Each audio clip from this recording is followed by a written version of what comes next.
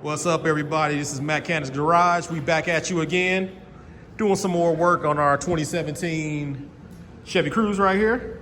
Today, what we got to do is we've got a bad caliper on this side. So this is the rear passenger. We're gonna go ahead and change this caliper. And while we at it, we went ahead and got the pads and rotors because it only makes sense. And as you can see how bad this rotor is over here from this caliper not working. So we're gonna go ahead and knock them out too.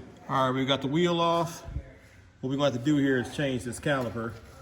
So this caliper, this bracket's got to come off, this rotor's got to come off, and we're going to install new pads.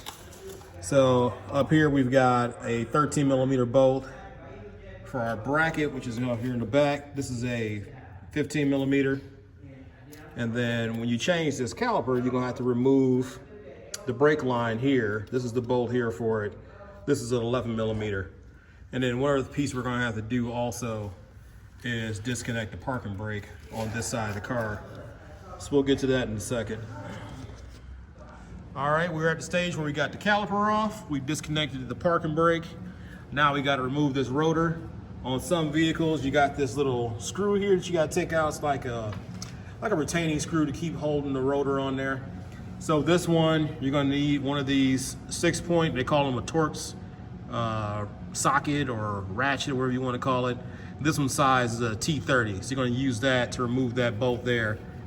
And then we can go ahead and remove this old crappy looking rotor and replace it with a nice brand new shiny one and start putting everything back together. As always, when you're changing your rotors, make sure to spray these off with brake cleaner because there's usually an oil film or something that may be on here. And that's just used to make sure that these things don't start to rust or corrode while they're sitting in a package or sitting on the shelf somewhere at an auto parts store. All right, now we got the new rotor back on. We got the new bracket. We've attached a brand new caliper to the parking brake here. The last thing we're gonna have to do, we're gonna have to take the brake line, reattach that to the back of the new caliper, and then put our new pads on. After that, we'll have to go ahead and bleed the brakes, add a little brake fluid, and then we should be about wrapped up. All right, everything's back together. We are all done. Brakes are bled. We're gonna top it off with a little more fluid, throw the wheel back on, and we're all set.